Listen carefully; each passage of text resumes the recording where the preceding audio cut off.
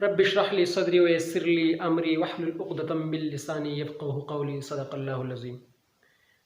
آج ہم basic Arabic grammar, علم الصرف اور علم النحو کی بات کریں گے کہ علم الصرف کا مقصد کیا ہے، علم الصرف کیا ہے، علم النحو کا مقصد کیا ہے اور اسے استعمال کس طرح کیا جاتا ہے۔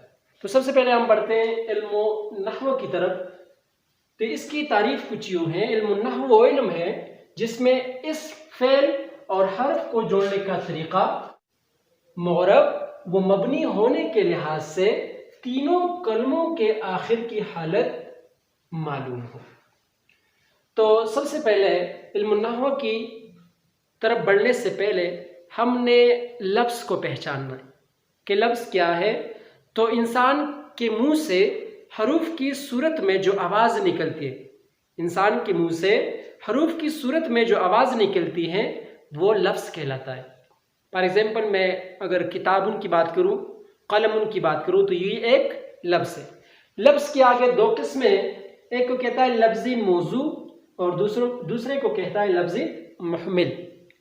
بامانی لفظ کو لفظی موضوع کہتے ہیں، بامانی لفظ کو لفظی موضوع کہتے ہیں، جبکہ بیمانی لفظ کو لفظی محمل کہتے ہیں۔ اگر میں اردو کی مثال لے لوں تو میں کہتا ہوں کہ روٹی ووٹی، تو اس میں جو لفظ روٹی ہے یہ لفظی موضوع ہے، جبکہ ووٹی جس کا کوئی معنی نہیں، اسے کہتے ہیں لفظی محمل۔ لفظی محمل۔ اگر عربی کی بات کروں میں تو لفظی موضوع کی اگر میں اگزامپل بیان کروں تو قلمن، قلمن یہ کیا ہے؟ ایک بامانی لفظ ہے، اس کا کوئی معنی موجود ہے۔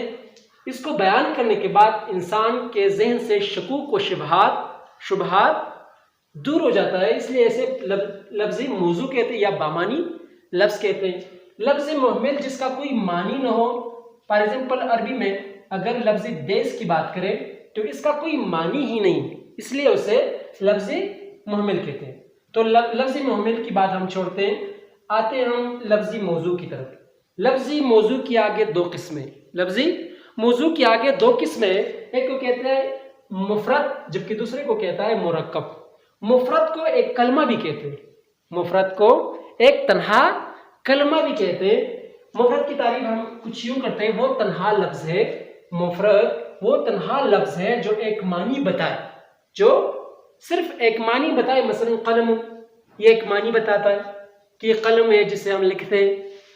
دوسرا ہے مرکب، وہ لفظ ہے جو دو یا دو سے زیادہ کلمات سے مل کر بنے، چاہے وہ کلمات حرف اور اسم ہو، چاہے وہ فعل اور حرف سے مل کر بنے، چاہے وہ فعل اور اسم سے مل کر بنے، چاہے وہ اسم اور حرف سے مل کر بنے۔ تو جب دو یا دو سے زیادہ کلمات آپس میں مل جائے، اکٹھے آ جائے، مل کر بنے، تو اسے کہتے ہیں مرکب۔ جیسے اس کی مثال ہم اس طرح بیان کرتے ہیں کہ انا طالب العلم، انا طالب العلم، میں ایک طالب علم ہوں۔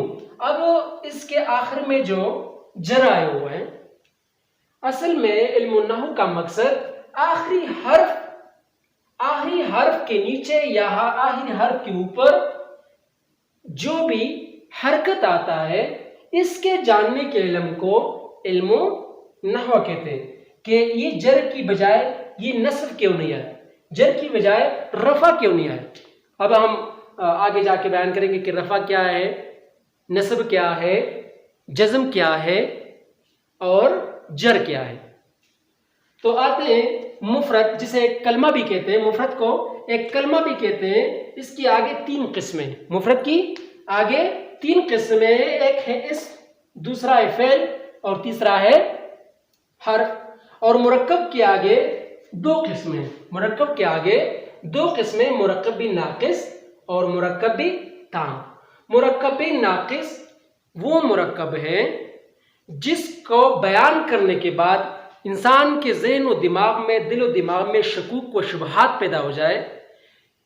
اس کو سننے کے بعد، مرکب ناقص کو سننے کے بعد انسان کے دل میں یہ خواہش پیدا ہو جائے کسی اور جملے کے سننے کی، کسی اور جملے کے سننے کی طلب جب پیدا ہو جائے تو اسے کہتے ہیں مرکب ناقص۔ یہ نقص سے لیا گیا ہے جس کا مطلب ہے انکمپلیٹ، نامکمل۔ اور دوسرا ہے مرکب تام، جسے ایک مکمل جملہ بھی کہہ کر پکارتے ہیں ہم کہ وہ مکمل جملہ ہے جس کو سننے کے بعد انسان کے ذہن سے شکوک و شبہات دور ہو جائے اور اس کو سننے کے بعد جو حاضر ہے اس کو دوسرا جملہ سننے کی طلب نہ ہو، جس کے دل میں دوسرے جملے کے سننے کی طلب پیدا نہ ہو، اسے کہتے ہیں مرکب تام۔ اب آتے ہیں اسم کی طرف کہ اسم کیا ہے، فعل کیا ہے، حرف کیا ہے۔ تو اسم کی تعریف کچھ یوں ہے، اسم وہ کلمہ ہے جس کا معنی دوسرا کلمہ ملائے بغیر سمجھ میں آئے، جس کا معنی دوسرا کلمہ ملائے بغیر سمجھ میں آئے اور اس میں 3 زمانوں میں سے کوئی زمانہ نہ ہو، جیسے عرفتن۔ 3 زمانے کون سے ہیں؟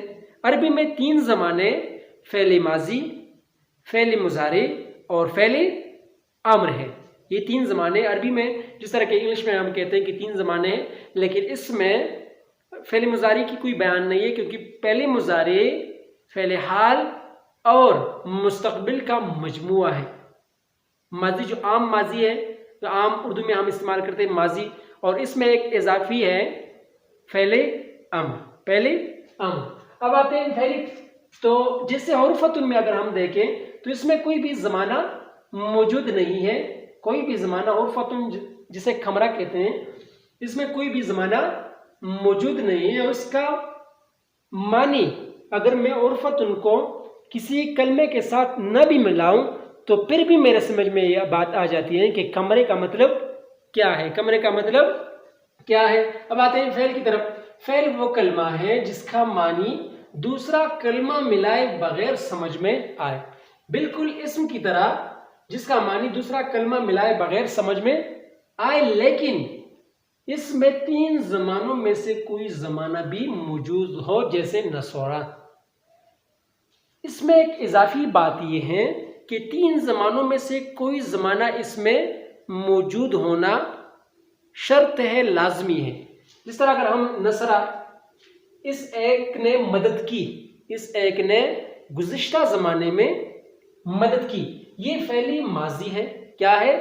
فعلی ماضی۔ نصرہ کیا ہے؟ فعلی ماضی۔ تو اس میں فعل ماضی چونکہ ایک زمانہ ہے، اس میں یہ زمانہ بھی موجود ہے اور ساتھ میں اس نے گزشتہ زمانے میں مدد کی، نصرہ مدد کو کہتے ہیں۔ اب آتے ہیں حرف کی طرف۔ اب آتے ہیں حرف کی طرف۔ حرف وہ کلمہ ہے، حرف وہ کلمہ ہے جس کا معنی دوسرا کلمہ ملائے بغیر سمجھ میں نہ آئے۔ حرف کیا ہے؟ جس کا معنی دوسرا کلمہ ملائے بغیر سمجھ میں نہ آئے۔ مطلب یہ ہے کہ اگر ہم اس کو علیحدہ استعمال کریں تو ذہن میں اس کا معنی نہ آئے، اس میں شکوک و شبہات پیدا ہو جائے، یا انسان کے دل و دماغ میں کے اندر اس کا کوئی معنی یا کوئی مطلب واضح نہ ہو، تو اسے کہتے ہیں حرف۔ جیسے ان ہے، جس کا معنی اگر یہ لم ہے، جس کا معنی کیا ہے؟ نہیں۔ یہ جوازم ہے، لم، لما، لام، یا لائے نہیں، ان شرط ہے، یہ جوازم ہے۔ جب کسی کلمے کے اوپر یہ لگتا ہے تو اس کی آخری حرف کو یہ جزم دیتا ہے۔ کیا دیتا ہے؟ جزم دیتا ہے۔ اب آتے ہیں علم نحو میں حرکات اغراف کی طرف اور علم صرف میں اغراف کی طرف۔ یہ کیا ہے؟ اردو میں ہم اسے کہتے ہیں زبر، اسے کہتے ہیں زیر، اسے کہتے ہیں پیش اور اسے کہتے ہیں جزم۔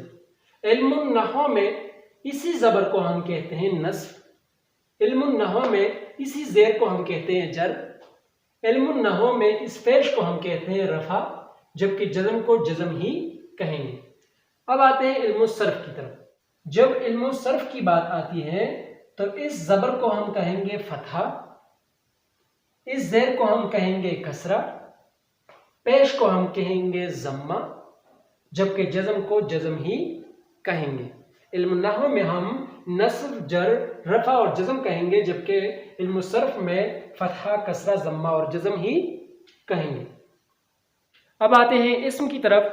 اسم کی علامات کون سی ہے؟ تو اسم کی 7 مشہور علامات ہیں۔ نمبر 1، کلمہ کے شروع میں الف لام کا ہونا، جیسے القمر۔ جب بھی کلمے کے شروع میں الف لام آ جائے تو یہ اسم ہی ہوگا، اور یقیناً یہ اسم ہی ہوگا، فعل کے اوپر کبھی بھی الف لام داخل نہیں ہوتا۔ جب بھی الف لام کسی کلمے کے اوپر داخل ہو جائے تو یہ یقیناً بلا شبہ یہ اسم ہی ہوگا۔ یہ مشہور علامت ہے اسم کی پہچان کی۔ نمبر 2، کلمے کے شروع میں جر ہونا۔ کلمے کے شروع میں جر سے مراد حروف جارہ ہے، حروف جارہ ہے جیسے بزیدن، اور حروف جارہ کے بعد آنے والا اسم ہمیشہ مجرور ہوگا، اس کے آخری حرف کے نیچے ہمیشہ جر ہوگا اور صرف میں کسرہ ہوگا۔ صرف میں اگر ہم صرف کی بات کریں تو اس کے آخری حرف کے نیچے ہمیشہ کسرہ ہی آئے گا۔ یہ اسم کی مشہور علامت ہے کہ جس سے پہلے حروف جر کا آنا، جیسے اگر میں یہ لکھوں فی الکتاب، الکتاب، الکتاب کیا ہے؟ یہ اسم ہے۔ الکتاب کیا ہے؟ بوجہ الف لام کے یہ اسم ہے۔ تو میں نے فی داخل کی تو یہ الکتاب فی الکتاب بن گیا۔ کیا بن گیا؟ فی الکتاب، کیونکہ حروف جارہ کے بعد آنے والا اسم ہمیشہ مجرور ہوگا۔ اب حروف جارہ کتنے ہیں؟ یہ 17 ہے۔ ٹوٹل تعداد میں حروف جارہ 17 ہے۔ با، تا، کاف، لام، واو، منز، مز، خلا، ربا، حاشا، من، علا، حتی، الی۔ اس کو ہم اردو میں ایک شعر کی صورت میں اس طرح بیان کرتے ہیں یا اس طرح یاد کرتے ہیں کہ باؤ، تاؤ، کافو، لام، واو، منز، مز، خلا، ربا، حاشا، من، عدا، فی، عن، علی، حتی، الی۔ اس کی آسانی کے لیے، اس کو یاد رکھنے کے لیے اسے ہم نے ایک شعر کے طور پر یا ایک شعر کی طرز میں لکھا ہوا ہے تاکہ یاد کرنے میں آسانی ہو، تاکہ یاد ہونے میں آسانی ہو۔ تو حروف جارہ ٹوٹل کتنے ہیں؟ 17 ہے۔ باؤ، تاؤ، کاپو، لام، واو، منز، مز، خلا، ربا، حاشا، من، عدا، فی، عن، علی، حتی، الی۔ جب بھی حروف جارہ میں سے کوئی بھی حرف جر جب آ جائے اسم سے پہلے تو یہ اسم کو ہمیشہ مجرور کرتا ہے، اس کے آخری حرف کے نیچے ہمیشہ کسرہ آئے گی۔ اور دوسری بات یہ ہے کہ یہ اسم کی پہچان ہے کہ جب بھی اسم سے پہلے حرف جر آئے تو یہ یقیناً اسم ہی ہوگا، یہ فعل نہیں ہو سکتا۔ نمبر 3 کی طرف آتے ہیں، کلمہ کے شروع میں حرف ندا کا ہونا۔ حرف ندا، عربی میں حرف ندا 5 ہے۔ حرف ندا یا جسے انگلش میں انٹرجیکشن بھی کہتے ہیں، حرف ندا جسے ہم کسی کو پکارتے ہیں تو حرف ندا لگاتے ہیں، یا زیدن، کسی کو آواز لگانے کے لیے 5 ہے عربی میں، یا، آیا، حیا، آئے اور حمزہ مفتوحہ، یعنی مطلب کہ الف کے اوپر کیا ہے؟ فتحہ ہے۔ الف کے اوپر کیا ہے؟ فتحہ۔ جب بھی بات کرتے ہیں الف کی طرف، الف کی بات کر رہے ہیں، جب اکیلا الف آ جائے جس کے اوپر کوئی بھی حرکت نہ ہو، جس کے اوپر کوئی حرکت نہ ہو تو یہ الف کہلاتا ہے۔ لیکن جب الف کے اوپر کوئی حرکت آ جائے، چاہے وہ فتحہ ہو، چاہے وہ کسرہ ہو، چاہے وہ ضمہ ہو، تو پھر یہ الف نہیں بلکہ حمزہ بن جاتا ہے۔ یہ الف نہیں بلکہ حمزہ بن جاتا ہے۔ اب آتے ہیں 6 نمبر کی طرف، کلمے کے آخر میں تنوین کا ہونا۔ کلمے کے آخر میں تنوین کا ہونا، جب بھی کسی کلمے کے آخر میں تنوین آ جائے، تنوین کون سے ہے؟ 2 زبر، 2 زبر، 2 زیر اور 2 پیش، 2 زبر، 2 زیر اور 2 پیش، یہ تنوین ہے، اور جس پہ آ جائے اسے منون کہتے ہیں۔ جیسے رجل میں یہ فا کلمہ ہے، یہ عین کلمہ ہے، ثلاثی مجرد میں یہ 3 ہے، فا کلمہ، عین کلمہ اور لام کلمہ۔ یہ آخر میں جو حرف ہے اس کے اوپر کیا ہے؟ تنوین ہے، اور یہ لام اب کیا بنا؟ یہ لام اب منون بن گیا۔ اس لام کو ہم کہتے ہیں کہ یہ اس لام پہ تنوین ہے اور یہ لام کیا ہے؟ منون ہے۔ یہ لام کیا ہے؟ رجل، شخص کو کہتے ہیں، تو رجل میں لام کیا ہے؟ یہ منون ہے اور لام پہ کیا ہے؟ تنوین ہے۔ تو جس کلمے کے آخر میں جب بھی کسی حرف پر ڈبل زیر، ڈبل پیش اور ڈبل زبر آ جائے تو اسے یقیناً اسم ہی کہتے ہیں، یہ فعل نہیں ہو سکتا، یہ فعل نہیں ہو سکتا۔ آتے ہیں پانچ نمبر کی طرف، سوری یہ چھٹا نمبر نہیں بلکہ یہ چوتھا نمبر تھا۔ اب آتے ہیں پانچویں نمبر کی طرف، کلمے کے آخر میں تا تانیث متحرکہ کا ہونا۔ تانیث متحرکہ کون سا ہے؟ یہ گول تا، اس گول تا کو تائے تانیث متحرکہ، اس گول تا کو تا تانیث کہتے ہیں، تائے تانیث، جبکہ اگر اس کے اوپر کوئی حرکت آ جائے تو پھر اسے کہتے ہیں متحرکہ، جیسے طلحۃ، مروۃ، اس میں کیا ہے؟ یہ یقیناً یہ اسم ہی ہوگا اگر آخر میں تا تانیث متحرکہ آئے، متحرکہ نہ کہ جزم آئے۔ جب اس کے اوپر کوئی حرکت، گول تا کے اوپر جب کوئی حرکت آئے تو اسے تا تانیث متحرکہ کہتے ہیں۔ اب آتے ہیں چھٹے نمبر کی جانب، کلمے کا مضاف ہونا، کلمے کا مضاف ہونا، جیسے بیت اللہ، بیت اللہ میں یہ بیت بھی اسم ہے، یہ بیت کیا ہے؟ یہ بھی اسم ہے۔ کیوں اسم ہے؟ اگر فعل ہوتا تو یقیناً اس میں زمانے کا عنصر پایا جاتا، تو اس میں تینوں زمانے میں سے کوئی زمانہ موجود ہوتا، تو بیت گھر میں کوئی زمانہ موجود ہی نہیں، کیونکہ نہ اس میں تو پہلے امر ہے، نہ اس میں کوئی مضارع ہے، نہ اس میں پہلے ماضی ہے۔ جب تینوں زمانوں میں سے کوئی زمانہ اس میں نہ ہو تو یقیناً یہ اسم ہی ہوگا، تو یہ اسم ہے۔ اور اللہ بھی اسم ہے، اللہ بھی کیا ہے؟ اسم ہے۔ تو دو اسم جب آپس میں مل جائے تو یہ مرکبی اضافی بناتا ہے، مرکبی اضافی۔ تو مرکبی اضافی میں ایک مضاف اور دوسرا مضاف الیہ ہوتا ہے، ایک مضاف اور دوسرا مضاف الیہ۔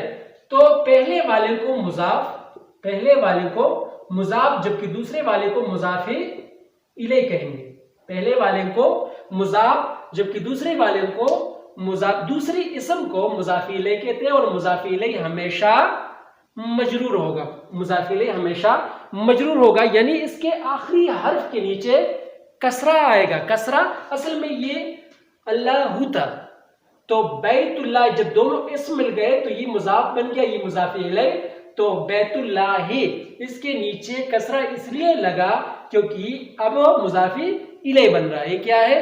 مضاف الیہ بن رہا ہے، تو مضاف الیہ کی وجہ سے اس کے آخری حرف کے نیچے ہمیشہ کسرہ ہی آئے گا، ہمیشہ کسرہ آئے گا۔ آتے ہیں آخری نمبر، ساتویں نمبر کی جانب، کلمے کا مسندی الیہ ہونا، کلمے کا مسندی الیہ ہونا، جیسے زید عالم۔ اب مسندی الیہ کیا ہے؟ مسندی الیہ وہ اسم ہے جس کی طرف دوسرے لفظ کی ایسی نسبت کی گئی ہو جس سے مخاطب کو پورا فائدہ حاصل ہو، یعنی اس پر متکلم کا خاموش ہونا صحیح ہو۔ اب یہ کیا ہے؟ یہ عالم، یہ عالم کی نسبت زید کی طرف ہو رہی ہے، یہ عالم کی نسبت زید کی طرف ہو رہی ہے، تو اسی بنا پر یہ زید کیا ہے؟ یہ مسندی الیہ ہے، اور عالم کیا ہے؟ مسند ہے، عالم کیا ہے؟ مسند ہے، جبکہ زید کیا ہے؟ مسندی الیہ ہے۔